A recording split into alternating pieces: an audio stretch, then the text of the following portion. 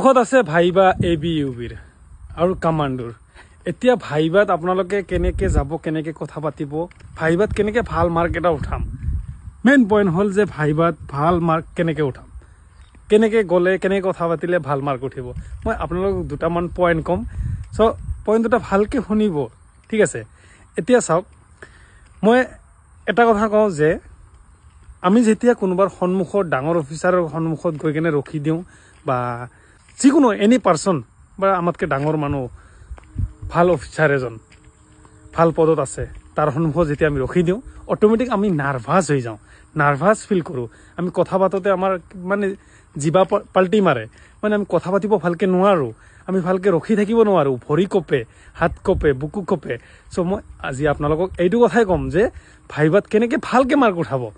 আপোনালোকে যেতিয়া গৈ কেনে অফিচাৰৰ সন্মুখত থিয় দিব বা ৰখিব, তেতিয়া আপোনালোকে ভালকৈ থিয় দিব, মানে এনেকুৱাকৈ থিয় দিব যাতে তোমাৰ বডি লেংগুৱেজটো এনেকুৱা হ'ব লাগিব যে তুমি ভয় খোৱা নাই, তুমি একদম মানে ঠাণ্ডা মাইণ্ডত আছা, একদম ধুনীয়াকৈ আছা, তুমি কোনো ধৰণৰ ভয় খোৱা নাই, কোনো ধৰণৰ মানে নিগেটিভিটি নাই তোমাৰ মনত। আৰু যেতিয়া কথা পাতিবা ছাৰজনৰ লগত, ছাৰজনে কি কুৱেশ্যন কয় ভালদৰে শুনি ল'বা, তাৰপিছত আৰামছে কুৱেশ্যনৰ এনচাৰ দিবা। কোনো ধৰণৰ মানে নিজে মানে কথাটো শুনি কেনে এই মানুহে তুতলাই যায়, মানে জিভা পাল্টি মাৰে, কথা পাতোতে মানে ভয় খায়, মানে কম নকম কৰি থাকে।